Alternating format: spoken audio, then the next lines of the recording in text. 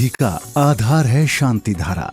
शांति धारा से दूर होते हैं जीवन के पाप संताप। प्रतिदिन शांति धारा से करें मिथ्या कर्मों का क्षय, करें प्रभु की आराधना और जीवन में पुण्य का उदय। देखिए पूज्य निर्यापक श्रवण मुनि पुंगव सुधा सागर जी महाराज की पावन प्रेरणा से जिनवाणी चैनल पर प्रसारित होने वाली भारत के प्रमुख तीर्थ स्थलों की शांति धारा 6:50 पर दर्शनोदय तीर्थ थुबोन जी, 7 बजे सांगानेर जी, ओम नमः सिद्धेभ्यः, 7:30 बजे बिजौलिया जी, ओम नमो रहते भगवते श्री 7:40 पर चांदखेड़ी जी, गण परिवेष्टिताय शुक्ल 7:50 पर आवा टोक जी, वे सिद्धाय बुद्धाय परमात्मने 8 बजे नारेली जी त्रैलोक्य मही व्याप्ताय एवं 9:50 पर ईश्वरवारा की शांति धारा अनंत दर्शनाय सिर्फ जिनवाणी चैनल पर। इस कार्यक्रम के पुण्यार्जक हैं श्री 1008 श्री अभिनंदन नाथाय नमः, श्री दिगंबर जैन अभिनंदनोदय अतिशय तीर्थ क्षेत्र, station road, civil line, Lalitpur, Uttar Pradesh. प्रबंधक श्री राजेंद्र जैन धनवारा, पूर्व पार्षद, 9889888555। प्रबंधक श्री मोदी पंकज जैन, वरिष्ठ पार्षद, 9450037469। अंतर्गत श्री दिगंबर जैन समाज पंचायत समिति रजिस्टर्ड, ललितपुर, उत्तर प्रदेश। अध्यक्ष इंजीनियर अनिल जैन, अंचल, 9415112333। महामंत्री doctor Akshay Jain Tadaiya, 9415509458। Senior manager Sharad Kumar Jain, Malaya, 7080732808। Bank का नाम सेंट्रल बैंक ऑफ इंडिया, शाखा SVJ inter college, Lalitpur, Uttar Pradesh, 284403। खाता नाम श्री पार्श्वनाथ दिगंबर जैन अतिशय क्षेत्र, क्षेत्रपाल मंदिर, स्टेशन रोड, ललितपुर। खाता क्रमांक 5269974732। IFSC code CBIN 0283297। आपके द्वारा दिया गया दान 80G एवं 12A में आयकर मुफ्त रहेगा।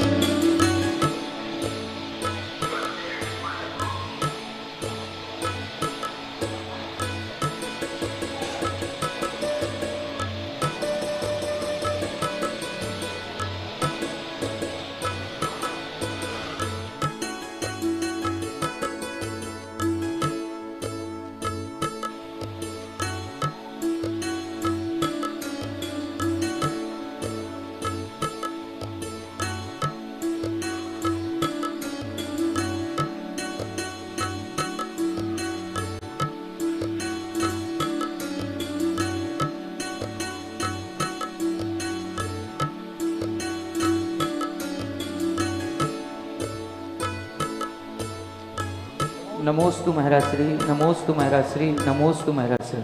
इक्षामि महराश्री, इक्षामि महराश्री, इक्षामि महराश्री।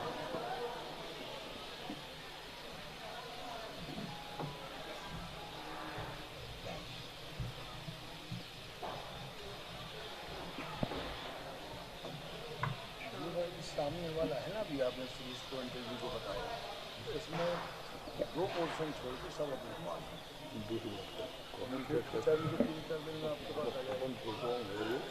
आज सुबह पूरा एक वो शराबी होगा पूरी संसार अभी सम्मान करा देंगे।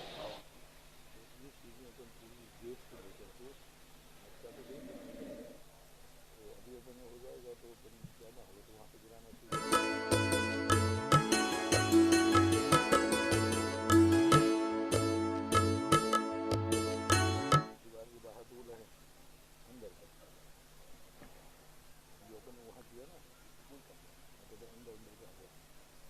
अभी है अपन जो बनाएंगे तो सब हटवा देंगे।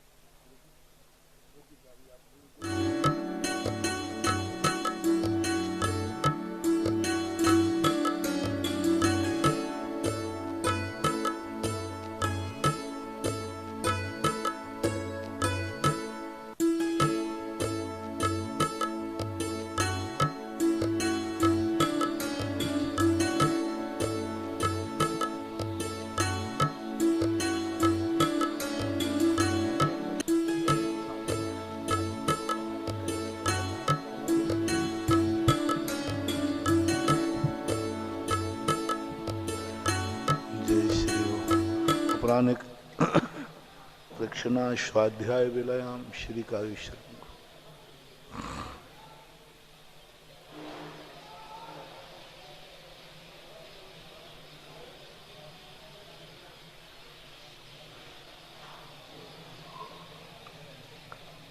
नमो अरिहन्ताणं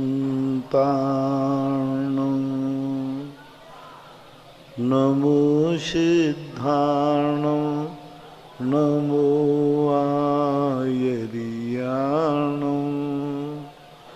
नमो वज्रायाणं नमो लोये सौवसाहूणं। पंच परमिष्टि भगवान की आचार्य श्री गुरुवर कुंद कुंद महाराज की, आचार्य श्री गुरुवर विद्यासागर महाराज की, मुनि पुंगव निर्यापक श्रवण मुनि श्री सुधा सागर जी महाराज की, परम पूज्य मुनि श्री 108 पूज्य सागर जी महाराज की, समस्त मुनि संघ की जय। आज की प्रथम जिज्ञासा राजीव जैन शिवरार्थी अमर पाटन। मेरे आराध्य गुरुदेव के चरणों में कोटि कोटि नमोस्तु। आपकी जिज्ञासा है, कुबोग भूमि में मनुष्य का जन्म किस प्रकार होता है और वो स्त्री पुरुष नपुंसक में कौन सा लिंग होता है और इनका मरण कैसे होता है? कुबोग भूमि के जो हैं वो स्त्री पुरुष के रूप में ही रहते, युगलिया ही उनका जन्म होता है और उसी प्रकार से वे स्वतः ही 49 दिन में अपना यौवन प्राप्त कर लेते हैं और उनके जो पल के असंख्यात में भाग प्रमाण उनकी उम्र की स्थिति होती है, अधिकतम उनकी स्थिति, और वो मरण भी जैसे भोग भूमि के जमाई और छींक से करते हैं वैसा ही होता है।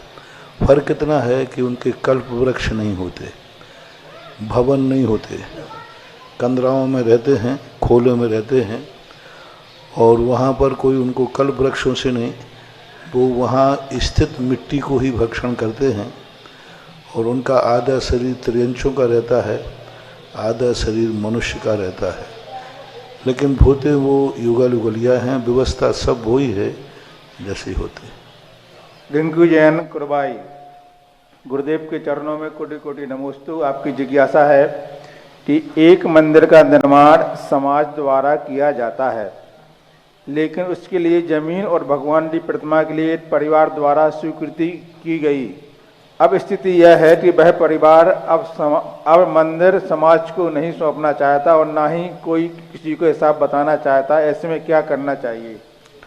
देखो, ये तो सब तुम्हारी सामाजिक बातें हैं। कानून में जाओ तो कानून की बातें हैं, आपके पास कोई ऐसा ठोस प्रमाण हो, और नहीं तो व्यवहारिकता है। मंदिर को वो कब्जा कर रहा है या अपना बता रहा है तो वो गलती कर रहा है। अभी नहीं छोड़ेगा, कल के दिन ठोकर खा के छोड़ेगा, क्योंकि मंदिरों पे जिसने अपना एकाधिकार जमाया वे कभी आबाद नहीं हो पाए, बर्बाद ही हो गए। मैं सदा कहता हूँ कि मंदिरों पे कभी एकाधिकार नहीं करना, मंदिरों पे कभी भी कब्जा नहीं करना। मैं तो कहता हूँ यहाँ तक कि कभी किसी मंदिर के पदों पे बैठ कर के भी एकाधिकार नहीं करना। कई लोग पदों पे बैठ जाते हैं पर जिंदगी भर नहीं छोड़ते हैं, बैठे रहते हैं, कोई उनको हटा पाता नहीं। तो ऐसी गलती नहीं करना, मंदिरों पर एकाधिकार नहीं। अब करते हैं तो ये आपकी सामाजिक व्यवस्था है, कर्म तो उसको एक दिन छुड़ा ही देगा। अब समाज का अनुशासन है, सारी समाज मिलकर के निर्णय करें। और ठोस यदि जमीन मकान आदि सब रजिस्ट्रेशन वगैरह हैं तो आप अपने वकील की सलाह लेकर परामर्श कीजिए। डॉक्टर अमित साय, तलवाड़ा, बांसवाड़ा, राजस्थान। गुरुदेव के चरणों में कोटि कोटि नमोस्तु। आपकी जिज्ञासा है, एक बुक में पढ़ने में दूसरी संप्रदाय की, जिसमें प्रश्नकर्ता कहता है कि संयोग के बिना कर्म परिणाम को प्राप्त नहीं होता। जैसे दूध और खटाई के संयोग के बिना दही नहीं होता, उसी प्रकार जीव और कर्म के योग से कर्म का परिणाम होता है। फिर उत्तर कहता है कि जैसे दूध और खटाई के मिलाने वाला तीसरा होता है, वैसे ही जीवों को कर्मों के फल के साथ मिलाने वाला तीसरा ईश्वर होता है, क्योंकि जड़ पदार्थ स्वयं नियम से संयुक्त नहीं होते और जीव भी अल्पक होने से स्वयं अपने कर्म फल को प्राप्त नहीं हो सकता। इससे सिद्ध हुआ कि बिना ईश्वर के सृष्टि क्रम के कर्म फल व्यवस्था नहीं हो सकती है। ये विचारण विषय है, दर्शन का विषय है। यदि दो पदार्थ कोई मिलाता ही है, दूध और पानी को तो कोई मिलाता ही है, लेकिन गाय के पेट में से ही दूध में जो पानी मिला आया वो किसने मिलाया? यदि उसमें पानी नहीं होता तो गर्म करने पर उड़ता क्यों? ये ऊपर से पानी मिलाया है तो ठीक है, लेकिन दूध में ओरिजिनल में भी पानी मिला है कि नहीं, उसको किसने मिलाया? दूसरा, प्रकृति में ये फल फूल वगैरह होते हैं, इन सबको कौन संयोग कराता है? तो इन सब चीज़ों पर विचार करते हैं तो ये तो ठीक है कि दो पदार्थों के संयोग मिलने पर ही विभाव परिणाम होते हैं। संयोग मिलने पर हो ये कोई नियम नहीं। जब भी राग द्वेषादि भाव होंगे तो नियम से कोई ना कोई संयोग मिलेगा, बिना निमित्त के कार्य नहीं हो सकता। यहाँ तक ठीक है, लेकिन वो कोई मिलाता ही है शो बात नहीं, क्योंकि नैसर्गिक भी होता है, स्वाभाविक भी परिणमन होता है। संसार में ये सब चीज़ें कौन मिला रहा है? यदि आप कहें ईश्वर मिला रहा है तो फिर सब कुछ ईश्वर के भरोसे मानते हो तो ईश्वर फिर अच्छा ही करता है कि बुरा भी करता है? ईश्वर जो बुरा हो रहा है, ये बीमारियां फैल रही हैं, सब कुछ ईश्वर के द्वारा किया जा रहा है, तो ये बीमारियां फैल रही हैं, आतंकवाद फैल रहा है, ये दुनिया भर के अत्याचार हो रहे हैं, पापाचार हो रहे हैं, ये भी कौन करा रहा है? इसको कराने वाला कौन है? ईश्वर जैसा पवित्र व्यक्तित्व, परम कृपालु धर्मात्मा जीव, वो तो ऐसे नहीं करा सकता, क्योंकि ईश्वर तो बहुत पवित्र आदमी, उससे तो कभी मन वचन काय से बुरा हो ही नहीं सकता फिर, लेकिन बुरा देखने में आता है। ईश्वर बहुत पवित्र शक्ति है, सभी मानते हैं। ईश्वर करुणा निधान है, दया निधान है, वो तो सब पे दया करता है, उसके हाथ से कभी बुरा हो ही नहीं सकता। इससे सिद्ध होता है कि भगवान किसी का करता धरता नहीं है। अपने जो व्यक्ति जैसा कर्म करता है उसको वैसा फल मिलता है। भगवान किसी को सजा भी नहीं देता है। यदि अपन कहें अच्छे बुरे कर्म करता है उसको सजा मिलती है, तो फिर कर्म ही सजा दे रहा है ना। भगवान को इतने छोटे स्तर पर मत लाओ, भगवान बहुत बड़ी शक्ति है, ईश्वर बहुत पवित्र पावन आत्मा है। वो इस संसार के सब गंदे कार्य करके अपने हाथ गंदे नहीं करेगा। संसार में तो क्या क्या होता है ये सब तुम्हें मालूम है। संसार में क्या क्या हो रहा है ये सब तुम्हें मालूम है। भगवान जैसी पवित्र शक्ति ऐसा क्यों करेगी? भगवान क्यों बनाएगी शराब? भगवान जैसा व्यक्ति शराब क्यों बनाएगा जिस शराब से नुकसान ही नुकसान है? भगवान जैसी शक्ति ये सब प्रकार के पापियों को, डाकुओं को, अत्याचारियों को, ऐसे व्यक्ति को भगवान कभी समर्थन नहीं करेगा। मेरी दृष्टि तो यही है, कोई भी भगवान हो, हर व्यक्ति ने, हर संप्रदाय ने अपने भगवान को पवित्र कहा है, करुणावान कहा है, दयावान कहा है।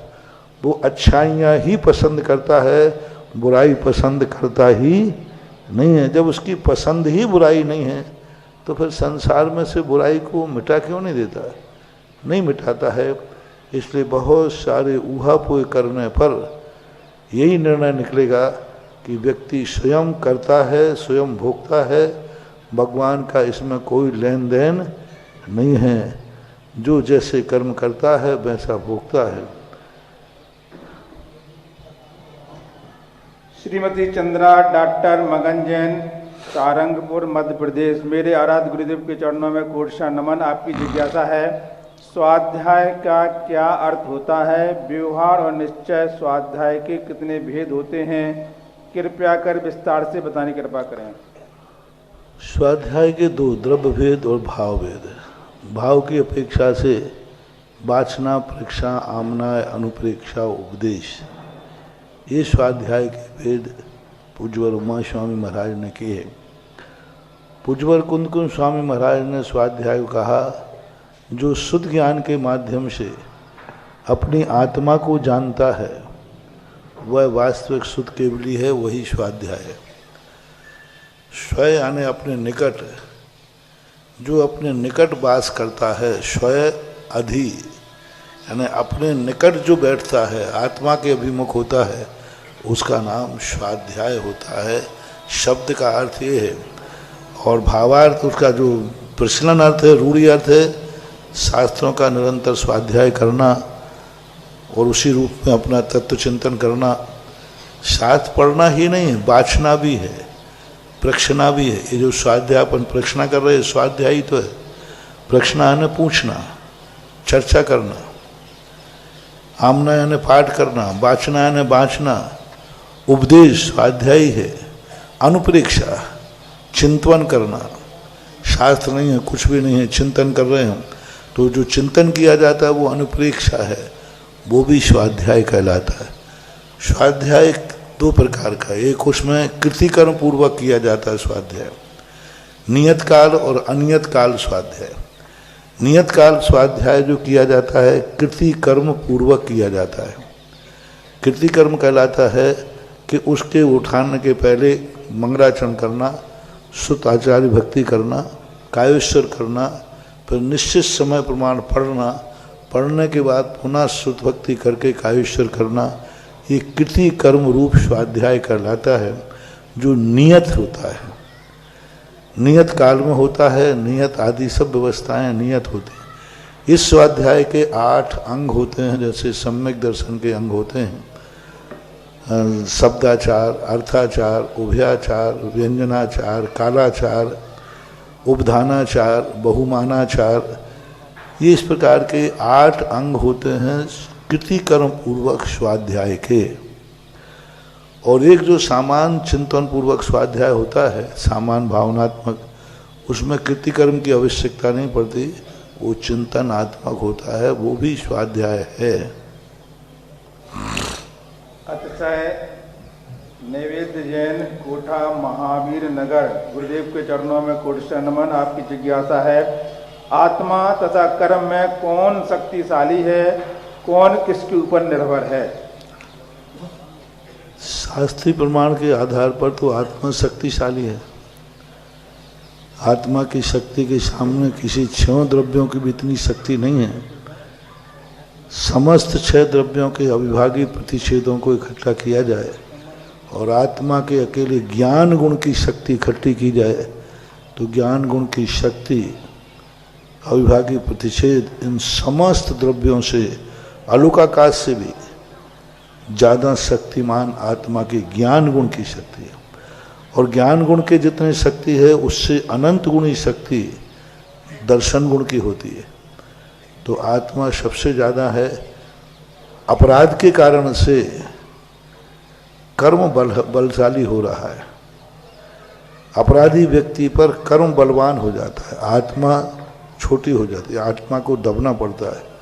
अच्छे अच्छे लोग जो वीर होते हैं, लेकिन जब अपराध कर जाते तो उनको भी आंख झुकाना पड़ता है। अपराध के कारण से कितना स्वाभिमान नष्ट हो जाता है। तो सामने वाला गालियां भी देता है, पुलिस गालियां भी देता है, तो कुछ न नीची गर्दन रहती है।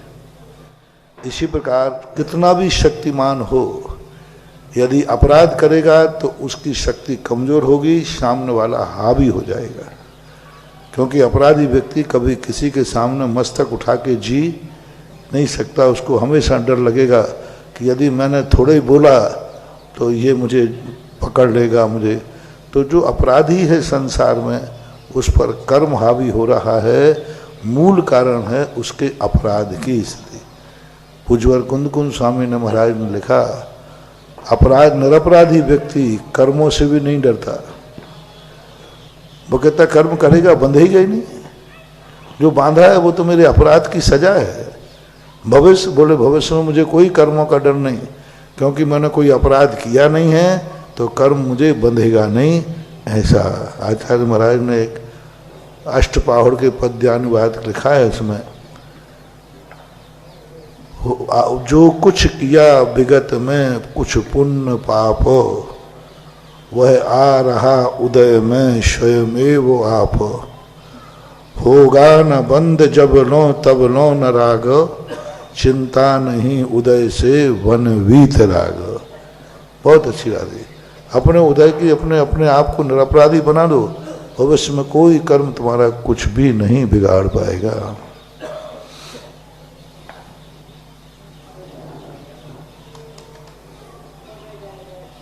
संकेत जैन, श्री रामपुर, महाराष्ट्र। गुरुदेव के चरणों में कोटि कोटि नमोस्तु। आपकी जिज्ञासा है, घर में किसी की मौत हुई है तो 12वें दिन मंदिर जी में गंधोदक और 13वें दिन अभिषेक किया तो चलता है क्या? 13वें दिन ही करना चाहिए। 12 दिन पूर्ण मान करके पूर्ण 12 दिन होना चाहिए। 13वें दिन ही अभिषेक पूजन। गंधोदक लेने का बोला 12वें दिन। गंधोदक तो आप पहले दिन भी ले सकते हैं, गंधोदक लेने में कोई बाधा नहीं। गंधोदक तो पशु पक्षियों को भी दिया जाता है, तो तुम्हारे लिए देना लेने में कोई बाधा नहीं है, लेकिन गंधोदक अभिषेक बना नहीं सकते। लोकेश पाटनी, सुभाष नगर, भीलवाड़ा। मेरे आराध्य गुरुदेव के चरणों में समस्त सुभाष नगर जैन समाज का आपके पावन चरणों में कोटि कोटि नमोस्तु। आपकी जिज्ञासा है कि जब मंदिर का नवनिर्माण और पंचकल्याण हुआ था तब आपने बताया कि वर्ष में एक बार इसी तिथि पर वार्षिक उत्सव के रूप में मनाएं। अगर 10 लक्षर पर्व के तुरंत बाद वार्षिक क्षमामाणी पर्व के वार्षिक कलश का आयोजन कर सकते हैं क्या? आपके आदेश से ही यह जिज्ञासा का हल हो सकता है, कृपया आप समाधान करें।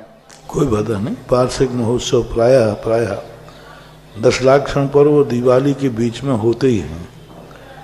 वो नियम तिथि निश्चित है।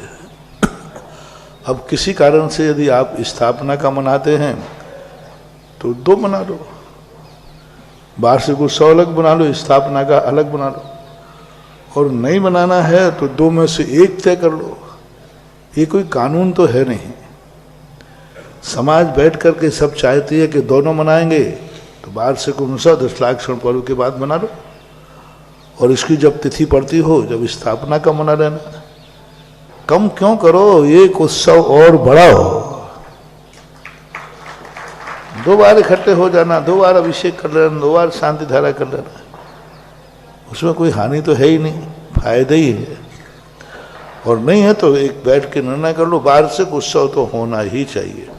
सुचिता जैन, अब्दुल्लागंज। वार्षिक उत्सव एक ऐसी परंपरा है जो शास्त्रों से सम्मत है।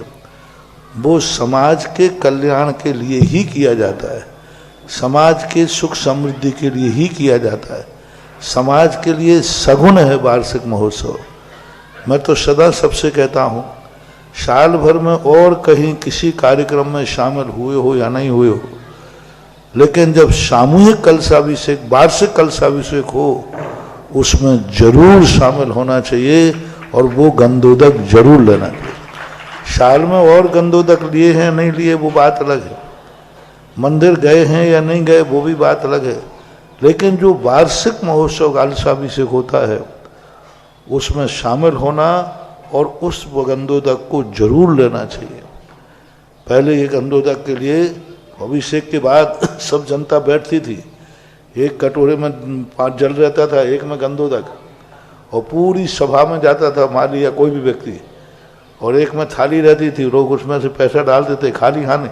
गंधोदक बदलना बोलते थे, गंधोदक बदलना ना, राशि देना और गंधोदक ना। तो वार्षिक महोत्सव तो होना ही चाहिए। देवता लोग भी साल में 3 बार सामूहिक अभिषेक का उत्सव मनाते हैं, आप लोगों को करना ही चाहिए। बार हर मंदिर का वार्षिक कार्यक्रम होना ही चाहिए। सुचिता जैन अब्दुल्लागंज, गुरुदेव के चरणों में कोटि सा नमन। आपकी जिज्ञासा है, भक्तामर जी का पाठ पढ़ते पढ़ते कभी कभी बच्चे रोने लगते हैं बीच में, तो पाठ छोड़कर बीच में चले जाते, तो इससे मुझे पाप लगेगा क्या? देखो, नंबर तो कटेंगे, पाप तो नहीं लगेगा क्योंकि तुम मजबूर हो, नंबर तो कम होंगे ही होंगे।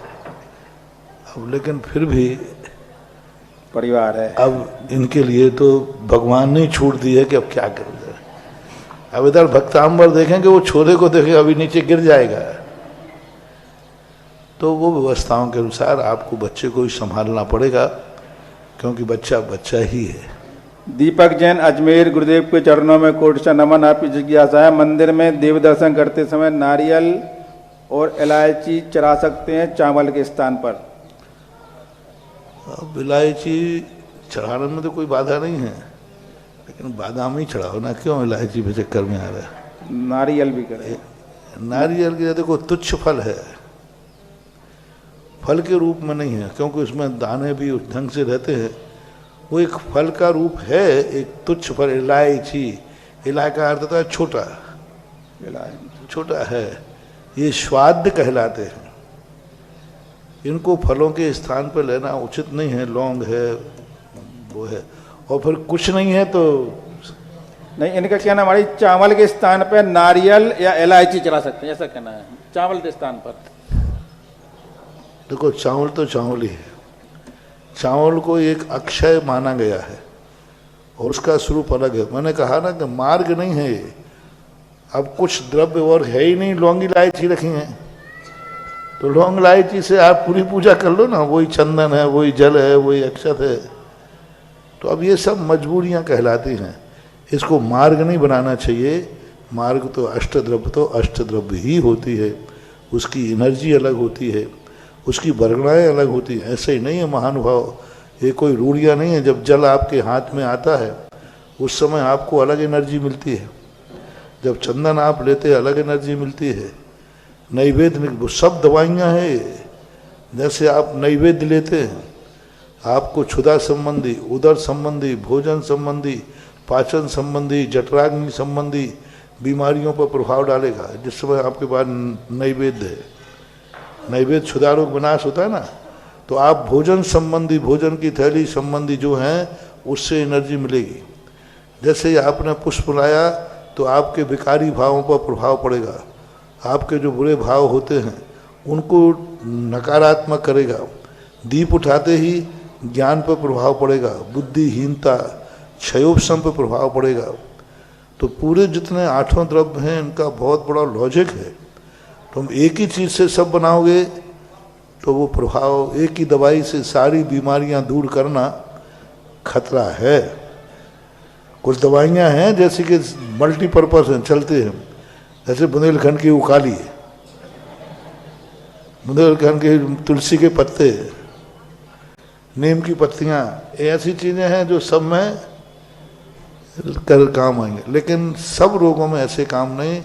आठों द्रव्य बराबर अलग अलग ही होना चाहिए, और उसको जब पढ़ने के पहले आपके हाथ में आना चाहिए। कई लोग पढ़ते रहते हैं, जब पूरा पढ़ लेंगे ओम ह्रीम क्षुधा, तब वो चटक उठाएंगे। नहीं, आप पढ़ने के पहले आपके हाथ में द्रव्य आ जाना चाहिए, और द्रव्य में हाथ में नहीं लेना है। मान लो भाव विभोर करना है तो आप पढ़ने के पहले रकाबी में रख लो, सामने रख लो, थाली में से उठा करके आपको संकल्प हो जाना चाहिए अब मैं क्या चढ़ाने वाला हूँ, तो उसको उठा करके रकाबी में रख दो, रकाबी टेबल पर रख दो, फिर आप भाव भाव से करो, उसमें कोई बाधा नहीं।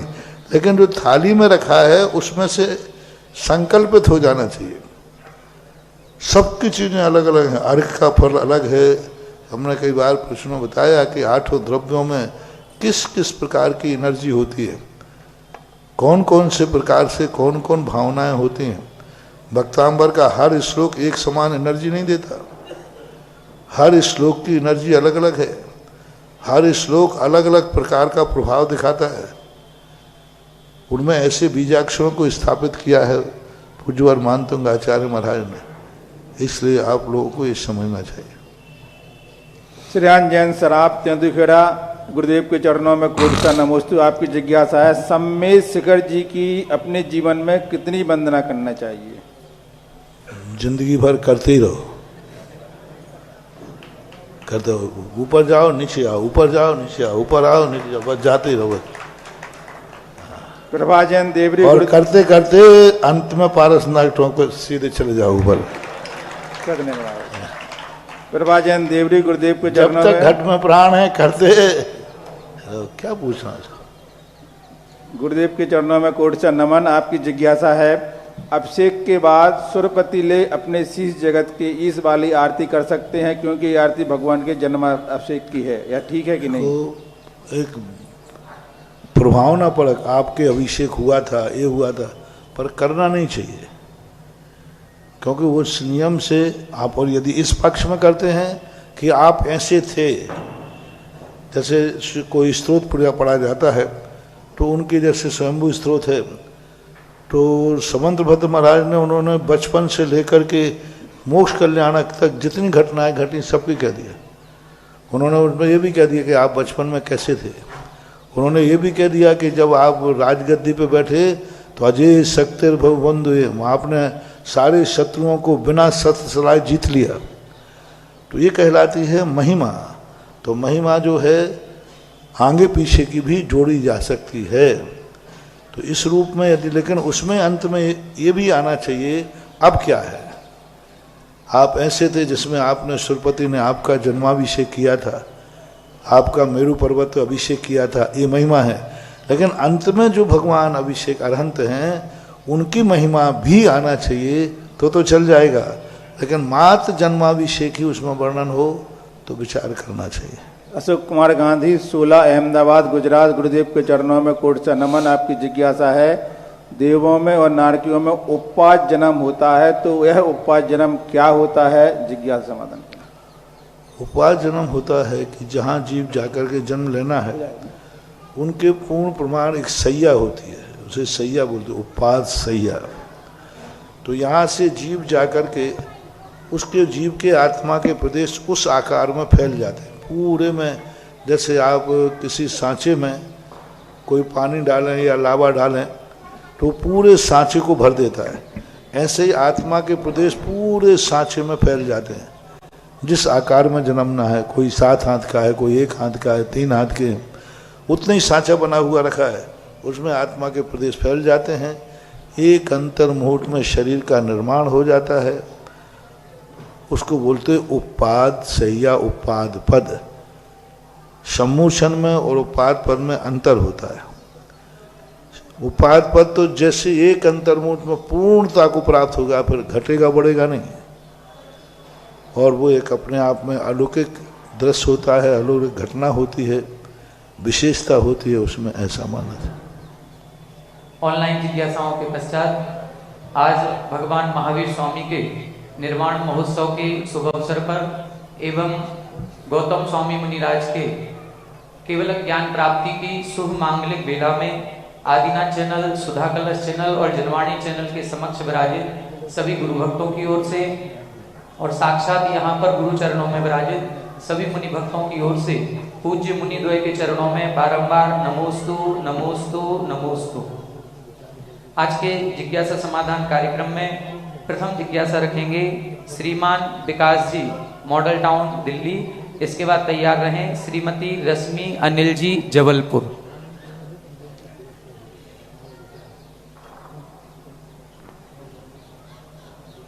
जिज्ञासा करें। नमस्ते महाराज श्री, नमस्ते नमस्ते महाराज श्री। एक बात तो ये है कि आपने ऐसे ऐसे रत्न तैयार करे हैं, हम इतना पढ़ रहे हैं, आलोक भैया जी देख लो, इतना पढ़ाते हैं, बन विशुद्धि वगैरह इतना पढ़ लिया, लेकिन दिमाग में नहीं बैठ रहा। इनके ज्ञान का 2%, 4%, 5% भी अगर हमें मिल जाए, वो कैसे मिले? ऐसा कुछ ऐसे ऐसे रत्न हैं। तो पढ़ते जाओ, बस पढ़ते जाओ, ठीक है। एक दिन ऐसा आएगा समझ में आ जाएगा। शुरू में किसी को कुछ समझ में आता ही नहीं। आप लोगों ने लौकिक पढ़ाई के लिए प्रतिदिन 8-8, 10-10 घंटे तो स्कूल, 8 घंटे तो स्कूल में पढ़ा, 5 घंटे फिर घर में पढ़ा, और 16 साल पढ़ा, तब समझ में आया। अब तुम इनकी बात या धर्म की बात को कितने घंटे पढ़ते हो? 1.5-2 घंटे। और पढ़ाने के बाद जो किताब रखी वो खोलना तो है ही नहीं, चिंतन चलता है। खोलोगे भी तो। अब देखो, कोई भी चीज का ज्ञान करने के लिए उतना समय चाहिए जितना एक व्यक्ति लौकिक पढ़ाई को पढ़ता है। कितने घंटे पढ़ता है 16 साल में? 16 साल के उसके घंटे उठाए जाएं तो 100 अच्छे विद्यार्थी के तो कम से कम 8-10 घंटे तो पर डे का मान लें, कुछ गर्मियों की छुट्टी वगैरह निकाल लें, तो भी इतना पढ़ता है, तब वो एक वस्तु का मास्टर बन पाता है। इतनी पढ़ाई यदि धर्म क्षेत्र में की जाए तो ऐसी बात नहीं है। ये भी पहले तुम्हारे जैसे बुद्धू थे, मैं तुम लोगों से ज्यादा बुद्धू था, कुछ नहीं आता था। जब इस मार्ग में आया तब यही नहीं पता होता था गुणस्थान क्या चीज है। आचार्य जी कहा करते थे, जब मुनि महाराज 6-7 गुणस्थान में झूलते हैं तो हम लोग सोचते हैं आचार्य जी कभी झूला में तो बैठते नहीं है। अब ये बार बार कहें आचार्य 6-7 गुणस्थान में झूलते हैं, अब मैंने कहा ये कैसा झूला है? झूलते नहीं। नैना गिर से करते करते 6 महीने तक वो चलता रहा, और वो बोलने की भाषा है। एक दिन फिर हम लोगों से रहा ही नहीं गया, तो हटा धमा के पास। तो शाम को भैया बोलती, फिर उन्होंने कहा अब मुनिराज 6-7, तो मैंने कहा आचार्य जी ये झूला तो बता दो, वो कहाँ है, कब डलता है, और आप बैठते कब हो? तो हमने कहा कोई स्पेशल कोई देवता में होता सिद्ध होता हो कि हम लोग चले जाते हैं फिर डलता हो, फिर आप लोग झूलते हो। तो उन्होंने कहा वो झूला नहीं, ये झूले का अर्थ है 6-7 गुणस्थान। अब इससे अंदाज लगाओ कि हम लोग कितने भौंदू थे पहले। लेकिन करत अभ्यास के जड़ में निरंतर उसमें दो। फिर जब पढ़ते हैं तो ऐसे पढ़े जैसे तुम लोग पढ़ते थे। हम लोग 10-10, 15, 12 घंटे तक, 10 घंटे 12 तो हो ही नहीं पाते थे। दिन भर सुबह थोड़ा ही सा उजाला हुआ और किताब लेके छत पर पहुंच जाते थे, क्योंकि लाइट में तो गुरुजी ने पढ़ने कभी दिया नहीं। शाम को यूं पढ़ते थे, आवाज हो गया अंधेरा, आ जाओ आ जाओ आ जाओ। तो यदि अपन उसको लक्ष्य बना लें तो कोई चीज़ दुर्लभ नहीं है। धर्म की किताबें बहुत सरल हैं, बस थोड़ा सा रुचि से पढ़ने की जरूरत है और समय देने की जरूरत है। महाराज श्री, जैसे पंचम काल में शक्ति क्षीण हो रही है, पंचेंद्रिय इंद्रियों में हम देखते ही हैं सहनन कम हो रहा है, तो स्थावरों में इसका किस तरह असर हो रहा है और होता है क्या इस पांचों में? मूल छेदो न हवदे, मूलचर्या से संगठन का कोई प्रभाव नहीं पड़ता। असंप्राप्ता सिपाट का संगठन वाले भी चौथे काल में मुनिराज थे, वज्रसम नाराज संगठन वाले भी थे। बस मन बेईमान नहीं हो तो मूलचर्या पालन करने में कोई परेशानी नहीं है। हाँ, बड़े बड़े तप नहीं कर पाएंगे, बाहुबली जैसे खड़गासन नहीं लगा पाएंगे, चातुर्मास पेड़ के नीचे नहीं कर पाएंगे, सर्दी नदी किनारे नहीं कर पाएंगे, ये तो नहीं कर पाएंगे। लेकिन जो मूलचर्या है, उस मूलचर्या को पालन करने में संगठन कहीं बाधक नहीं। असंप्राप्ता सिपाट का संगठन वाला 48 मिनट तो सामायिक कर ही सकता है। ये जो चर्या है, तो इससे मेरी दृष्टि से तो आगम की भी दृष्टि यही है कि मूलचर्या का कोई प्रभाव संगठन के कारण नहीं होना चाहिए। ये संगठन के कारण जो शिथिलाचार आ रहा है, ये उनका बहाना है, उनकी भूल है, उनकी चूक है, और उनको शिथिलाचार उनके मन से आ रहा है, शरीर से नहीं। वो उनकी भूल है, 100% भूल है। जो ये कहें आजकल संगठन नहीं है, अरे संगठन वो नहीं है कि तुम बाहुबली जैसे बनो, लेकिन इतनी संगठनहीनता भी नहीं है कि हम 28 मूल का पालन भी न कर सकें। ये उनका बहाना है, कुछ नहीं। नमस्ते। जिज्ञासा करें श्रीमती रश्मि अनिल जी जबलपुर, इसके बाद तैयार रहें श्रीमान अजय जी साइकिल। परम पूज्य मुनिवर द्वय के चरणों में बारंबार नमोस्तु नमोस्तु नमोस्तु। गुरुवर, मेरी जिज्ञासा यह है कि जो श्रावक होते हैं उनको जल्दी आपके दर्शन नहीं मिल पाते हैं। तो श्रावक में मतलब हम लोग सब बार बार दर्शन जल्दी जल्दी नहीं मिल पाते हैं क्योंकि आ नहीं पाते हैं। इससे हमारा कौन सा कर्म आड़े आता है? दर्शनावर्णी कर्म आता है कि अंतराय कर्म आता है? दोनों ही होते हैं। कैसे गुरुवर बताइए? दर्शनावर्णी कर्म का उदय है कि दर्शन नहीं मिल रहा है, आ नहीं पा रहा है तो अंतराय कर्म का उदय है। इसलिए अपने मन में और भावों से दर्शन कर लेना चाहिए। द्रव्य से दर्शन करने के लिए कर्म चाहिए, भावों से दर्शन करने के लिए कोई कर्म नहीं चाहिए, वो निरंतर कर सकते। नमोस्तु गुरुवर, नमोस्तु। जिज्ञासा करें श्रीमान अजय जी साइकिल, इसके बाद तैयार रहें श्रीमती सविता जी दमोह। जगत पूज्य निरापक श्रमण मुनि सदा सागर जी महाराज के श्री चरणों में बारंबार नमोस्तु नमोस्तु नमोस्तु। महाराज जी पूज्य सागर जी महाराज जी के श्री चरणों में बारंबार नमोस्तु। महाराज जी अभी आपने कहा कि जो कर्म करेगा वैसे ही फल मिलते हैं, लेकिन आपके चरणों में, आपके आहा मंडल में, आपके समोचरणों में ऐसा कैसा चमत्कार है महाराज जी, जिसका आप आशीर्वाद देते हैं वह पूर्ण होता है। आपने करीब 30 साल पहले मुझे आशीर्वाद दिया बुला के, हम समझ नहीं पाए। आपने कहा कि तुम्हें लखनऊ जाना है। महाराज श्री हम लखनऊ गए, वहाँ पर ऐसी आफत हुई और 5 दिन के अंदर पूरा कार्यक्रम सरकार ने अपने हाथ में लिया। और जब माननीय मुख्यमंत्री जी आए, आपने उन्हें डांट दिया कि क्या धर्म की रक्षा करते हो, तो उन्होंने खड़े खड़े वहीं पर कहा कि बाउंड्री डीएम साहब तुरंत बना दो। महाराज जी आपके साथ कौन सी शक्ति काम करती हैं? महाराज श्री अभी हम 70 साल से एक गोदाम लिए थे किराए पर, आप ना खाली कर दो। हमने कहा महाराज जी हम तो खाली नहीं कर पाएंगे, और हमने महाराज जी को मना कर दिया आपके लिए। तो महाराज श्री आपने कहा हमारे कमरे में आ जाओ, वहाँ सामान रख लो। महाराज श्री लेकिन आपने ऐसा आशीर्वाद दिया, हमें ऐसी जगह प्राप्त हुई कि हम अपना व्यापार अच्छी तरह उससे कर रहे हैं। महाराज श्री हमें कृपया सभी को बताएं कि आपके साथ कौन सी शक्तियां तो काम करती हैं तो मदद हो जाती है। ये भगत तो पक्का है, ये तो शिष्य तो पक्का है, कहीं जाने वाला नहीं है, लेकिन 4 महीने में आग दिखा रहा है शकल यहाँ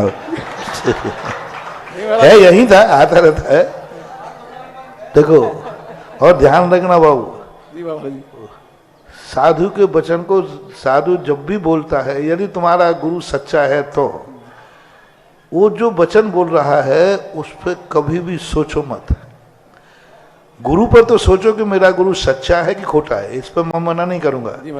इस पर तो खूब सोचना चाहिए, खूब विचार करना चाहिए, खूब कसौटी पे कसना, उसमें सोचने की मैं कभी मना नहीं करूंगा। खूब सोचो मेरा साधु सच्चा है कि खोटा है, लेकिन तुम्हारी दृष्टि में आ जाए कि मेरा गुरु सच्चा है, फिर तुम उसकी वाणी पर मत सोचो। डॉक्टर को सोचो कि डॉक्टर कैसा है।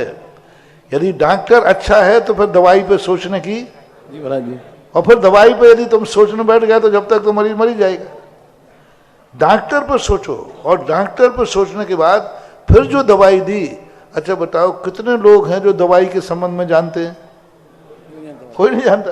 डॉक्टर को जानते वो डॉक्टर अच्छा है, जो दवाई दी कि दे दिया। अब अक्षय बाबू हैं जो चाहे दे दे, अपन आड़म ताड़म कछु न जानम अक्षय वचन प्रमाणम, बस इनने पर्ची पे जो लिख दी वही है, बल्कि उनकी लिखाई मेडिकल वाले को समझ में आती और किसी को आती भी नहीं। मेडिकल वाले से नहीं, डॉक्टरों की ज्यादातर सुधाई मेडिकल वाला ही समझता है।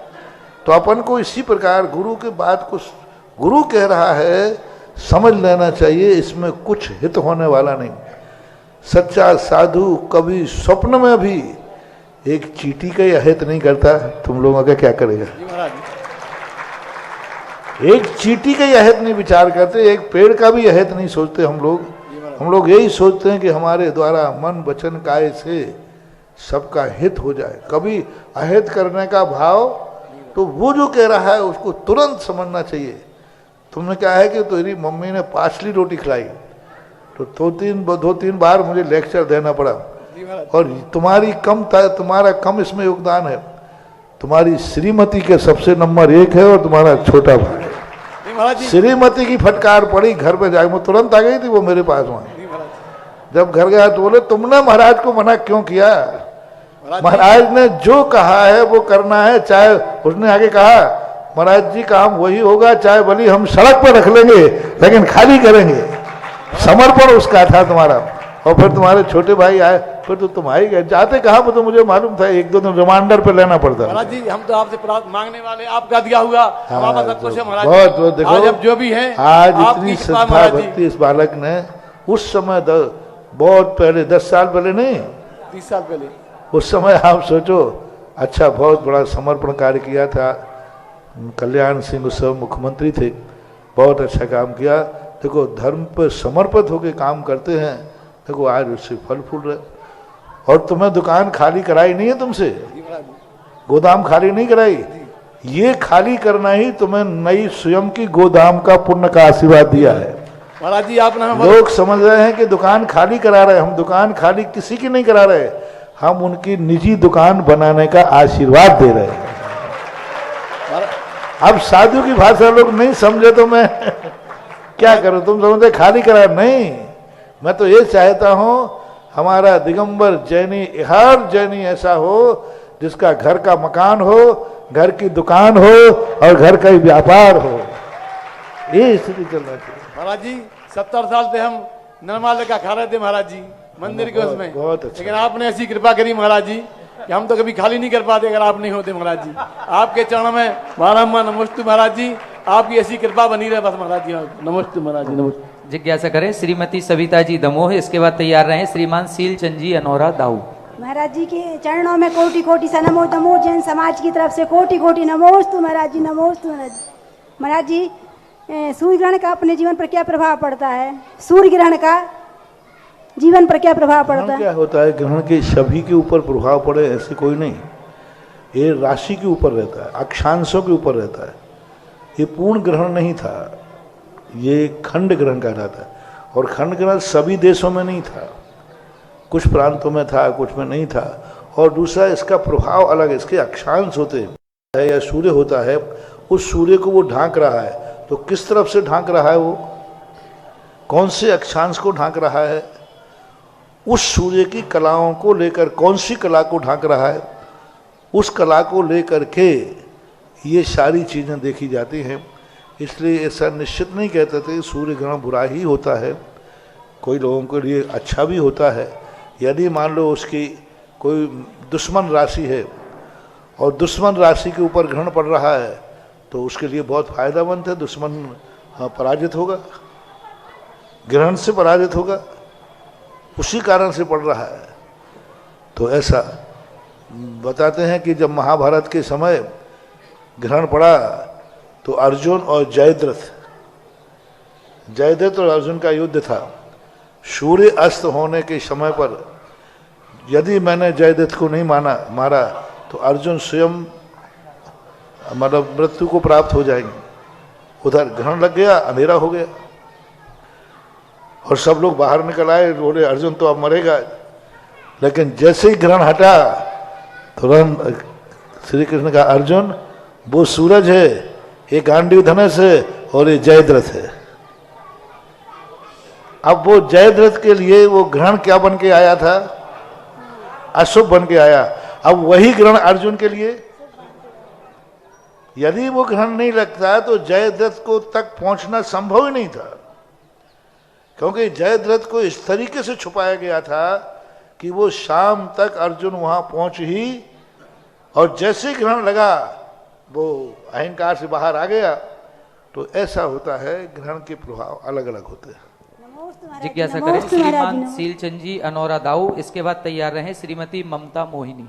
सतोदय अच्छेद शेरोन जी के लिए अरविंद कुमार जैन, जयमाला जैन, मैनेजर पचराई जी द्वारा संरक्षक सदस्य बनने की घोषणा।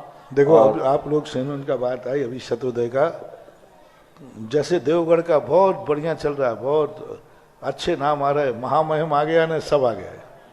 अब ललितपुर वाले सिरोन को और संभालो, और बोर्ड का नाम सतोदय हो गया है, और जिस प्रकार देवगढ़ के 150-200 नाम से ऊपर हो गए ट्रस्टी।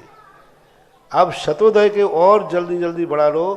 सतोदय तीर्थ भी कोई छोटा क्षेत्र नहीं है, वो भी शिरोन जी एक बहुत बड़ा क्षेत्र, शांतिनाथ भगवान का है ना, सबको सतोदय क्षेत्र की तरफ भी दृष्टि करो, और क्षेत्र को भी, उस क्षेत्र के भी ट्रस्टी बनना एक बहुत बड़ा है। एक नवीन जिनालय को बनाना, 8 नवीन जिनालयों को सुरक्षा करना बनाना और एक प्राचीन जिनालय की सुरक्षा करना बराबर होता है। तो शिरोन का सतोदय का नाम आया है, अब जल्दी जल्दी उसके भी सदस्य करो और बढ़िया उनकी अच्छी कमेटी बने और भविष्य के लिए दोनों क्षेत्र सारे भारत में क्या विश्व में प्रसिद्धि को प्राप्त हो। इसलिए शिरोन के संबंध में भी अच्छा काम होने वाला है।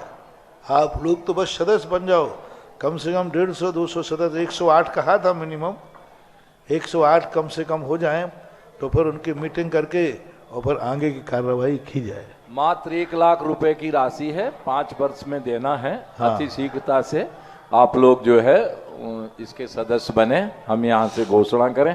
अक्षय छेद चांदखेड़ी अनंतकालीन भक्तांबर हेतु 51,000 रुपए श्रीमती पुष्पा डॉक्टर महेश बरिया परिवार मुंगावली। जिज्ञासा करें आदरणीय दाऊ। मेरे गुरुवार जगत पूज निर्यापाक मुनि पुंगा श्री सुधा सगा महाराज को कुटसा नवुस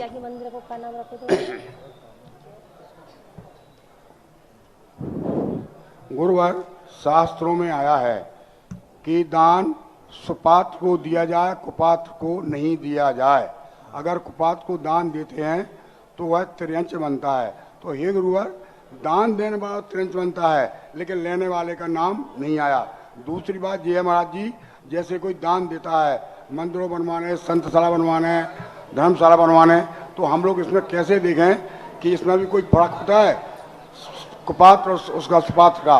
हे गुरुवार, इसको हम कैसे पहचान करें? देखो, कुपात्र के लिए इसलिए वर्णन कि वो तो कुपात्र है ही, दुर्गति जाना ही है, उसके लिए क्या करें। लेकिन देने वाला कुपात्र नहीं है, कुदाता नहीं है। लेकिन देने वाला कुदाता नहीं है, देने वाला सही है। लेने वाला गलत है उसकी तो वर्णन करने की जरूरत ही नहीं है। देने वाला सही है, फिर भी जिसको दिया जा रहा है वो खोटा है, उसका वर्णन किया गया। और रही बात मंदिर में, धर्मशाला में, ये सामान्य दान कहलाते हैं, इसमें पात्र कुपात्र का नहीं देखा जाता। ये तो आपने साधु संतों के लिए, भगवान के लिए, भक्तों के लिए मंदिर बनाया। अब इस मंदिर में कोई खोटा भक्त पहुंच जाए तो पहुंच जाए, तुमने खोटे भक्तों के लिए थोड़ी बनाया, भगवान का सबके दर्शन के लिए बनाया है। तो ऐसी स्थिति में बनाने वाले का तो सदा वो तो पात्र है ही, ऐसा मानना चाहिए। और आज जो काम हुआ है, देखो है भगत लोग ललितपुर, तो मानना पड़ेगा। सो वही चर्चा कही थी कि देखो सब चीज यहाँ भगवान की दातारों ने बनाई, साधु संतों की संधाला भी चंदा चिट्ठे से क्या बनना है। गुरुओं के लिए तो क्या है, गुरुओं के निवास के लिए स्थान बनाने की बात आती है तो बहुत उत्साह के साथ। और तुम फुटकर की घोषणा कर रहे थे और मुझे विश्वास था कि ललितपुर है। जय हो। क्योंकि मुझे मालूम है ललितपुर को आशीर्वाद तो मैंने ही दिया है। हमने वो भी दिन देखे हैं जब 5 लाख रुपए, 1 लाख रुपए में सिंगई, 5 लाख में श्रीमंत सेठ, ऐसा ही होता है ना, यही कुछ था। और अब वही लोग जो हैं स्त्री समाज है। और आज सुबह किया हुआ दिवाली के दिन का शगुन का निकला हुआ वचन अभी शाम सुबह ही पूरा हो गया। आज पूरी संशाला एक ही परिवार बनाएगा। और आपको मालूम है बहुत पुरानी है, हीरा मोती। महाराज श्री, आपको तो वचन सिद्धि है। आपने सुबह बोला था कि निश्चित रूप से कोई एक ही परिवार आगे आएगा और पूरी संतशाला बनाएगा, और सुबह से शाम नहीं हो पाई और नाम भी आ गया, दान दातार भी आ गए। 2 घंटे में 2 घंटे 11 बजे हो गया था। बोला चलिए जिज्ञासा करें जब तक। ममता जी मोहिनी। महाराज जी नमोस्तु नमोस्तु नमोस्तु।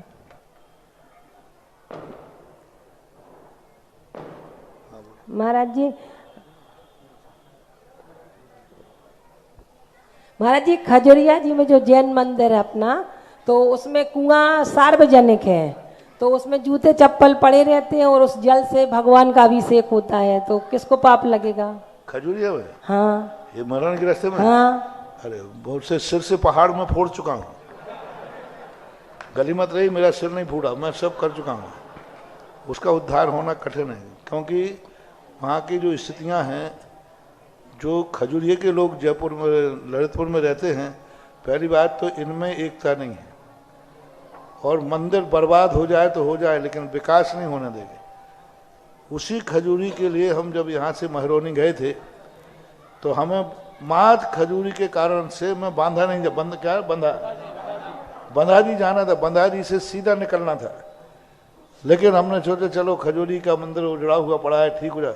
उसी कारण से मैं महरौनी से खजूरी आया और फिर खजूरी से कल्याणपुरा होकर के भांवर गया था।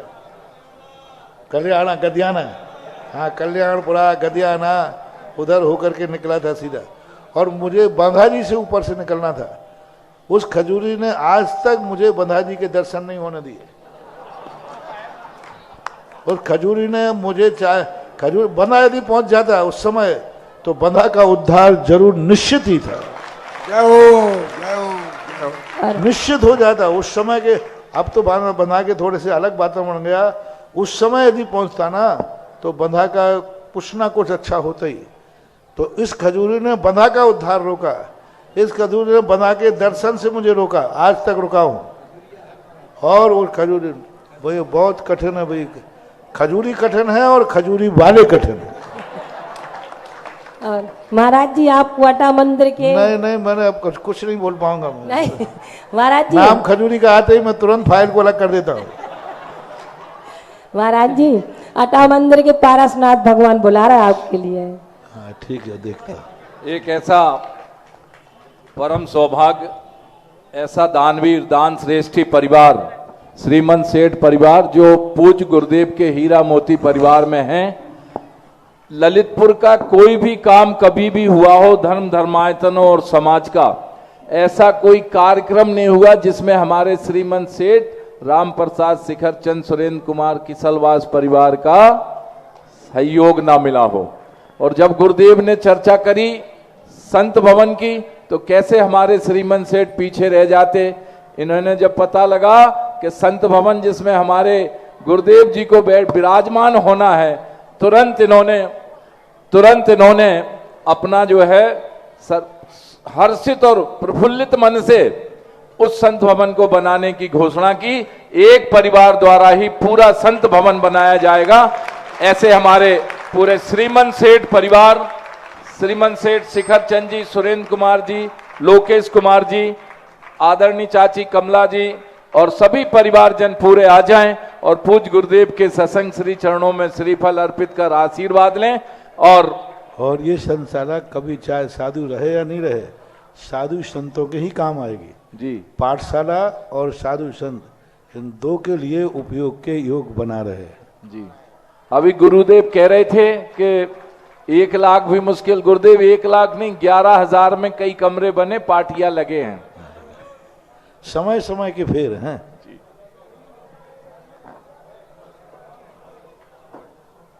इनका हाँ पूरी 2 मंजिल की ये संतशाला बनेगी जिसमें आधुनिक सुख सुविधाएं ना होते हुए भी सर्दी और गर्मी और बरसात तीनों से हमारे जो भी साधु वहां विराजमान होगा उससे उनको वहां पूरी अनुकूलता रहेगी। जिज्ञासा के लिए तैयार रहें सुरभि जैन, और उसके बाद तैयार रहेंगे श्रीमान अशोक जी गुड्डू चांदमारी।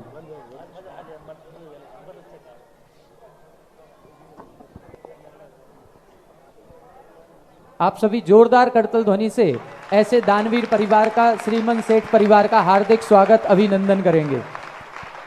जिज्ञासा करें दीदी। नमोस्तु गुरुवर। देखो आज शिखर चंद जी के घर से है ना कमला भाई, बहुत धर्मात्मा जीव है, शुरू से जानता हूँ। आज चौके में मुझे एक वस्तु पर डाउट हुआ है कि ये चीज़ बाहर से तो नहीं आई, तो सब लोग झूठ बोल रहे थे। अब मुझे महाभारत की बात याद आ गई कि द्रोणाचार्य हस्तस थामा हतो मारा गया, तो द्रोणाचार्य कहते हैं मैं किसी की बात नहीं मानूंगा, यदि युधिष्ठिर बोले तो मान जाऊंगा। तो ये सब महिलाएं बोल रही थी, मैंने कहा किसी का माने, कमलाबाई कह देगी तो फिर मैं मान जाऊंगा, ले लूंगा। हालांकि आज उसकी परीक्षा हुई, उसको उसने हाँ नहीं कहा, सब लोग उसको आंखें दिखा रहे थे पर उन्होंने कहा नहीं, गुरुजी के सामने तो झूठ नहीं बोलोगे। बहुत अच्छा। नमोस्तु गुरुवर। अति रागा अति द्वेषा, मतलब हम ग्रस्त में कोई ना कोई ऐसा होता है कि हमारा सबसे ज़्यादा किसी न किसी व्यक्ति से मोह होता है। और जैसा कि सुकुमाल मुनि और सुकौशल मुनि के साथ हुआ था, उनका जब उनके माँ का या भाभी का जब मोह टूटा था तो वो द्वेष में परिवर्तन होके उनका भाव बिगाड़ दिया था। जब हमारा भी किसी न किसी से मोह होता है और वो जब टूटता भी है तो हम उस द्वेष से कैसे बचे ताकि हम अपने अगले भाव को बचा सकें? वो एक कहानी का मुहावरा है ना तुम्हारे हिंदी बुंदेलखंड में, अधिक मीठे में कीड़े पड़ते हैं।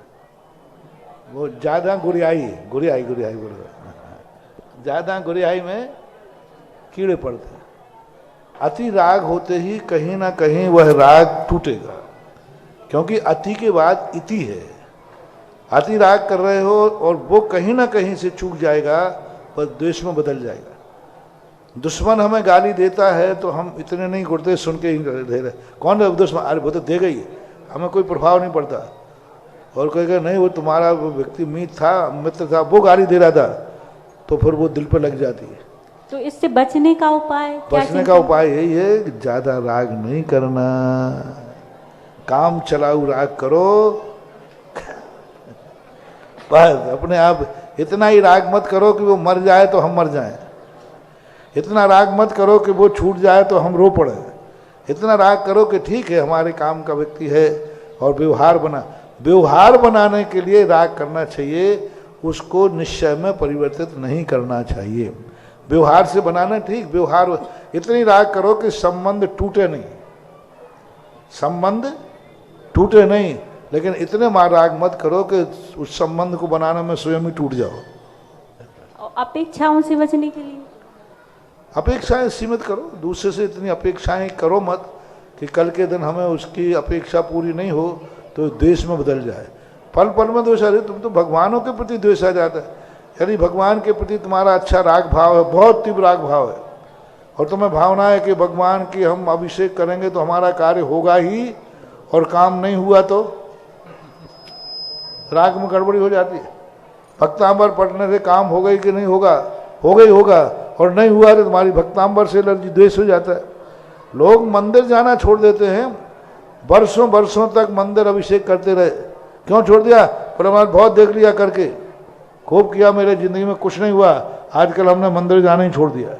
अब देखो वो राग इतना था कि बिना दर्शन के भोजन नहीं करता था, और इच्छाएं पूरी नहीं हुई तो परिणाम ये निकला कि आज भगवान से, धर्म से भी द्वेष हो गया।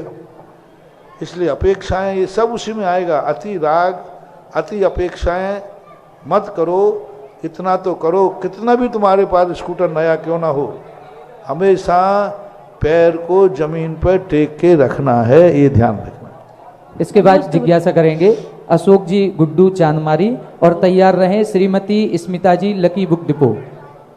नमोस्तु महाराज जी, नमोस्तु महाराज जी। 22 तारीख के प्रवचन में आपने बोला था कि सुबह मॉर्निंग में मंदिर के कपाट खोलें, जब उस समय मंदिर जाओ तो एनर्जी बहुत ज़्यादा मिलती है। तो अपने तो अभिनंदन तीर्थ क्षेत्र ललितपुर में द्वार सब 24 घंटे खुले हैं, तो मतलब कब कौन सा समय ऐसा है कि जो हमें एनर्जी मिले और हम आ सकें? तो यहाँ तो 24 घंटे ही एनर्जी है, वहाँ एनर्जी दो जब कोई जो हीटर है वो तेज जल रहा हो तो उसे ढक्कन ढांकने की जरूरत नहीं है। ढक्कन कम ढांकते हो जल्दी तप जाए। एक ढक्कन वो ढांकते भाई थोड़ा देर में तपेगा, क्योंकि वो हीटर है ना कम चल रहा है, तो फिर हीट बढ़ाने के लिए क्या करते हो? ढक्कन डाल दे। और हीटर पूरे फुल पावर पे चल रहा हो तो यहाँ तो फुल पावर पे हीटर चल रहा है, किवाड़ बंद करने की जरूरत नहीं। महाराज जी हर समय एनर्जी मिलेगी, हर समय 24 घंटे जब आओ तब मिलती है। और फिर भी किवाड़ तो खुलते ही हैं, सुबह सुबह लटके तो रहते ही हैं, फिर भी हमेशा के लिए ये तो अलौकिक चीज है। इसके लिए तो आप लोग समझ जाओ। तो घरों घरों में, कल परसों भी मैंने कहा था, घरों में मीटिंग करो और प्रस्ताव पास करो कि अपन को सब घरों को अलग अलग समय पर भक्तांबर एक बार पढ़ने जाना ही है। मीटिंग में प्रस्ताव पास करो, अपने घरों में नियम बनाओ, कोई नहीं जा पाए तो टोको, भाई ये समय तेरा भक्तांबर का है, गए कि नहीं। सोने के पहले टोको, भाई सोना बाद में, पहले भक्तांबर पढ़ के आए कि नहीं। व्यापार करने जा रहे हैं, जाओ, कोई ना भक्तांबर करने, पाठ करने जाओ। 24 घंटे यदि रिश्तेदार रुकता है तो उसको भी 24 घंटे जो रिश्तेदार निकले उनसे कहते साहब 24 घंटे जो ललितपुर में रुकता है उसको भक्तांबर पाठ करना पड़ता है, नियम है। या तो 23 घंटे में खिसको, 24 घंटा हो गया तो भक्तांबर पढ़ना पड़ेगा। ऐसा माहौल बनाओ कि इसकी इतनी पवित्र वर्गणाएं हो जाएं कि सारा विश्व इन वर्गणाओं को लेने के लिए एक बार अभिनंदन तीर्थ में आना पड़े। आएगा ये भक्तांबर तुम्हारे लिए नहीं, सारे विश्व के लिए इतनी शक्ति बनेगा कि बहुत बड़ी शक्ति बनेगा। आप सबको एक बार 24 घंटे में भक्तांबर पढ़ना ही है, मस्ट एंड मस्ट, बिल्कुल अनिवार्य है। बीमारी की छूट रखो, बाहर की छूट रखो, और घर में है तो करना ही चाहिए। गुरुदेव 2012 में जब आप आए थे तब इसकी एनर्जी मात्र 25,000 थी, अब 2 लाख के आसपास एनर्जी है। और ये भी एक बहुत बड़ा सौभाग्य हम ललितपुर वालों का, हमारे यहाँ कोई किराए से या पैसे से आके नहीं पढ़ते लोग, हमारे यहाँ हमारी पूरी समाज पढ़ती है, जिससे इतनी बरगणाएं वहां पे हैं कि आज अभिनंदन नाथ के दरबार में 2 लाख के आसपास एनर्जी हो गई है। और ये इतनी बढ़े कि इसमें निश्चित रूप महिलाओं की तारीख रख लो, कर दिया वो जी 27 रख रहे दोपहर में। 27 को दोपहर के पूरे ललितपुर की दिगंबर जैन समाज की महिलाओं का पूरा एक बहुत बड़ा सम्मेलन मीटिंग है। उसमें और सारी बातें भी हैं, उसमें वही बातें भी चर्चा करेंगे। 27 3 बजे है ना, आप घोषणा करो। 27 तारीख को 3 बजे हमारी सभी सम्माननीय मातृशक्ति महिला मंडलों की, सभी महिला मंडल और जो महिला मंडल से नहीं जुड़ी हो उनके भी भाव हो तो वो भी आ सकती हैं। बहुत बड़ा संदेश, और भी कोई संदेश देंगे। हाँ। महिलाओं को एक मीटिंग टाइप की मरो, सम्मेलन समझो जी। हर साल बड़ा सम्मेलन होता था सारे भारतवर्ष का जी, भारतवर्ष का नहीं हुआ, क्योंकि भारतवर्ष में जितनी महिलाएं हैं उतनी तो ललितपुर में अकेले ही में है। बहुत बढ़िया, जय हो। और ललितपुर है भी गुरुदेव आपकी सन्निधि में ऐसा, भारतवर्ष में से 2-3 हजार महिलाएं आती थी, हर साल होता था। इस बार ललितपुर का ही पूरे महिला मंडल का एक सम्मेलन 3 बजे से करेंगे, 1-1.5 घंटे का रहेगा, बताएंगे बाद में। श्रीमती स्मिता जी जिज्ञासा करें, इसके बाद तैयार रहेंगे भाई श्री राज जैन ललितपुर। द्वय मुनि राजों के चरणों में समस्त लकी बुक डिपो परिवार की तरफ से बारंबार नमोस्तु नमोस्तु नमोस्तु। महाराज जी, महाराज जी, मैं आजीवन भक्तांबर जी पाठ में 24 घंटे में एक बार आने का आपसे नियम लेती हूँ, इसके लिए आप आशीर्वाद प्रदान करें। आजीवन भक्तांबर जी पाठ में अपना सहयोग देने का भाव रखती हूँ, आप आशीर्वाद प्रदान करें। नमोस्तु महाराज जी। जितने अच्छे इतने बैठे हैं यहाँ, सब ललितपुर के लोग हैं, बाहर के हैं। शुरुआत हो गई। चलो 24 घंटे में एक बार भक्तांबर का देखें कौन नई नियम लेता है। महाराज जी हम भी करेंगे। हाथ लेने वालों को उठाए चलो। इधर महिलाएं बोले एक बार 24 घंटे में एक बार। ये सब ललितपुर के नहीं है बीच में।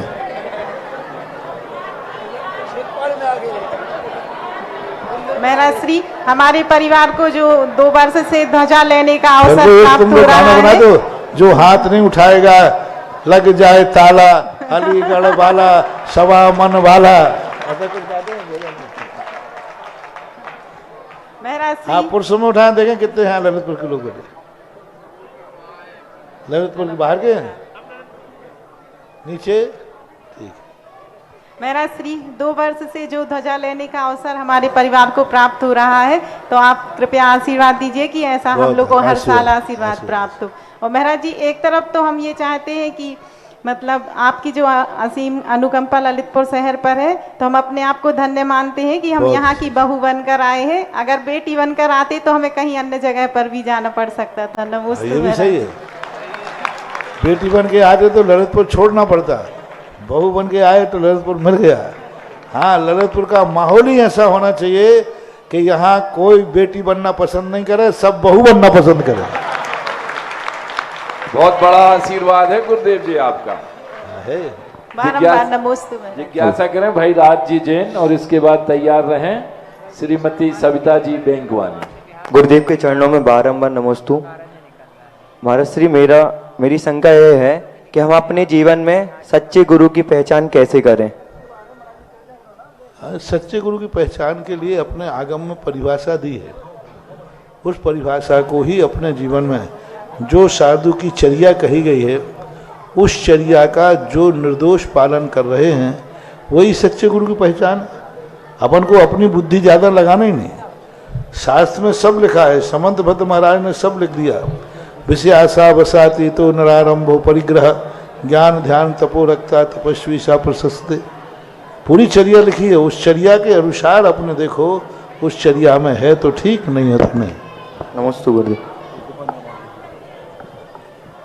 इसके बाद एक कार्य कहा था अंचल जी, अक्षय जी, आपको ये साधारण समझे, अपन ने इसके निर्माण करने के लिए कमेटी बनाई थी, वह कमेटी चुनाव से प्रभावित नहीं होगी। इसी प्रकार कुछ ऐसे कार्य ललितपुर में हो रहे हैं, वो चुनाव से प्रभावित, जैसे बड़े मंदिर की अपन ने बना दी, कोई भी प्रबंधक आते रहें जब तक निर्माण नहीं हो। इसी प्रकार एक अलौकिक कार्य, भारत की अलौकिक गुफा बन रही है यहाँ पर, बहुत बड़ी चीज़ है महानुभाव। गुफा जिस दिन बन के आएगी, लेकिन अब बार बार कमेटी बदलती रहे, प्रबंधक लोग बदलते रहे, तो मैं नहीं चाह रहा हूँ कि बदले, मैं ये नहीं कह रहा हूँ किसी को नहीं कह रहा हूँ, लेकिन फिर भी चुनाव तो चुनाव ही होता है। तो मेरा भाव है कि इस गुफा को मेंटेनेंस और संभालने के लिए प्रबंधक चतुर्मास समिति के अंदर, पंचायत के अंदर में रहेगी। प्रबंधक के कोई पैसे का लेन देन कोई विकल्प नहीं कर रहे उनको, ना वो कोई पैसा इकट्ठा करेंगे ना चंदा करेंगे, लेकिन मेंटेनेंस, उसकी व्यवस्था, गुफा का पूरा श्रृंगार, गुफा की पूरी व्यवस्था, एक 5-6 लोगों के लिए आकाश बाबू की बहुत रुचि इसमें रहती है, और सभी लोग उनसे प्रभावित हैं कि वो काम बहुत अच्छा और बहुत कर भी रहे हैं। तो सबकी यदि पंचायत की राय, प्रबंधों की सबकी हो, तो ये 5-7 लोगों को इसका प्रबंधन सौंप दिया जाए, और इसमें चुनाव से कोई प्रभावित नहीं होंगे। इस कमेटी को भंग करना और आगे बढ़ाने का अधिकार मेरे पास रहेगा। यदि यह कमेटी कभी भी मैं इसमें से सदस्य को किसी को हटाना है, पंचायत को कोई दिक्कत हो रही या प्रबंधकों को कोई आपत्ति हो रही है कि भाई ये अनुशासनहीनता कर रहे हैं या गड़बड़ कर रहे हैं, तो ये हमें सूचना देंगे, और मेरे आदेश से हम इस कमेटी को भंग भी कर सकते हैं, किसी को हटाकर दूसरे को जोड़ भी सकते हैं। तो मैं अपने आप में रुका हूँ, तुम लोग नहीं हटाओगे, तुम मेरे पास समाचार दोगे, और मैं अपने आप में हटाने का अधिकार रखूंगा और भंग करने का भी अधिकार रखूंगा। यदि सबकी राय हो तो आपकी साधारण सभा में ये प्रस्ताव पास हो जाए। सर्वाधिकार गुरुदेव आपके पास सुरक्षित है, जो आप, क्योंकि मैं उस गुफा को इतना अच्छा चाहता हूँ कि ऐसी गुफा बन जाए कि एक दिन इतनी लाइन लगे कि वहाँ टिकट लगाना पड़े। गुरुदेव, हम दोनों प्रबंधक बड़े भाई राजन जी थरमारा और मैं आपके ही चरणों में इस बात को रखता हूं, जो आप आदेश देंगे उसको हम लोग सहज। और हमने इन लोगों को बता दिया कि भाई प्रबंधक लोगों की ही अनुमति से सब काम कराएंगे। ये अनुमति सब तुम लोगों से लेंगे, पूछेंगे, लेकिन इनको थोड़ा अधिकार मिल जाएगा ना, तो काम कर लेंगे। और अभी भी देखो कितना बढ़िया गुफा का रूप लाए। ये जो मानस स्तंभ की कल्पना है, मेरी नहीं थी, इन्हें आकाश बाबू ने ही कल्पना बना करके दी, और इन्होंने कहा, और मुझे अच्छा लगा। तो कोई चीज़ अच्छी लगती है तो हम बच्चों की बात भी मान लेते हैं। आशीर्वाद भाई, आपके जो 7 नाम है, आ जाएं। आकाश जैन संयोजक, वीरेंद्र कणंकी, राजीव जैन, मनोज जैन, जीवन जैन, पंकज जैन, विक्की मोहिनी, ये 7 लोगों के लिए अब आप लोगों को सर्वाधिकार गुफा के लिए है। आप हाँ, 7 लोग और गुरुदेव के चरणों में श्रीफल समर्पित कर ये भी संकल्प लें 9 बार नमोकार मंत्र पढ़कर कि हम इस कार्य को पूरा करने तक इसी तरह सेवा देते रहेंगे। आज के कार्यक्रम की अंतिम जिज्ञासा श्रीमती सविता जी बैंक वाले, इनका सम्मान करें सभी। अब आप लोग एक नियम ले लें, बोलो शपथ ले लें। मैं गुरु के सामने अभिनंदन तीर्थ क्षेत्र की गुफा को संरक्षित, सुरक्षित संवर्धित करने के लिए महाराज की आज्ञा अनुसार कटिबद्ध रहेंगे, पंचायत के अंदर में काम करेंगे। बस ठीक है, आशीर्वाद। अंतिम जिज्ञासा। मेरे आराध्य गुरुवर को कोटि कोटि नमोस्तु एवं मुनि और पूज्य सागर जी महाराज जी को नमोस्तु नमोस्तु नमोस्तु। गुरुवर मेरी जिज्ञासा है, छायक सम्यक्त वाले जीव चल रहा महाराज, लाइव चल रहा अभी। छायक सम्यक्त वाले जीव किन नरकों में पाए जाते हैं? छायक सम्यक्त वाले जीव किन नरकों में पाए जाते हैं और इनकी जघन्य व उत्कृष्ट से कितने भव सागर में ये ले सकती हैं संसार में? नरक में, प्रथम नरक में 84,000 वर्ष की आयु तक ही उनका स्थान होता है और छायक सम्यक दृष्टि अधिकतम 4 भव धारण करता है। इसलिए यहाँ जैसे मान लीजिए छायक सम्यक दृष्टि यहाँ है तो 1 भव नहीं 3 भव, तीर्थंकर प्रकृति के इनके 3 भव, एक यहाँ है और यहाँ से लेकर के बद्धायुष्क है तो 4 भव। यहाँ से भोग भूमि जाएगा, भोग भूमि से या नरक जाएगा, फिर वहाँ से स्वर्ग और स्वर्ग से यहाँ, इस प्रकार का सिस्टम मानना दे। जैसे आज कोई छायक सम्यक दृष्टि प्राप्त कर लिया तो यहाँ से मनुष्य आयु का बंध हुआ, बद्धायुष्क है तो भोग भूमि जाएगा, भोग भूमि से स्वर्ग जाएगा, स्वर्ग से यहाँ आकर के मोक्ष जाएगा। इसलिए अधिकतम 4 भव। नरक से जाने वाला तो यहाँ छायक सम्यक दृष्टि प्राप्त किया, बद्धायुष्क है तो नरक जाएगा और नरक से आकर के नियम से मोक्ष जाएगा। मात भोग भूमि जाने वाले जीव 4 भव धारण करते हैं छायक सम्यक दृष्टि, 4थे भव में मोक्ष निश्चित है। और अन्य गतियों में नरक में जाने वाले, देव में जाने वाले नियम से दूसरे भव में ही, मतलब तीसरे भव में उनका मोक्ष निश्चित होता है। इस कार्यक्रम के पुनर्जक थे श्री 1008 श्री अभिनंदन नाथाय नमः, श्री दिगंबर जैन अभिनंदनोदय अतिशय तीर्थ क्षेत्र, station road, civil line, Lalitpur, Uttar Pradesh. प्रबंधक श्री राजेंद्र जैन, धनवारा, पूर्व पार्षद, 9889888555।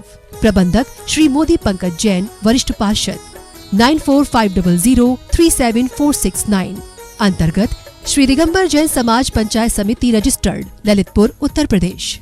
अध्यक्ष इंजीनियर अनिल जैन, अंचल, 9415112333।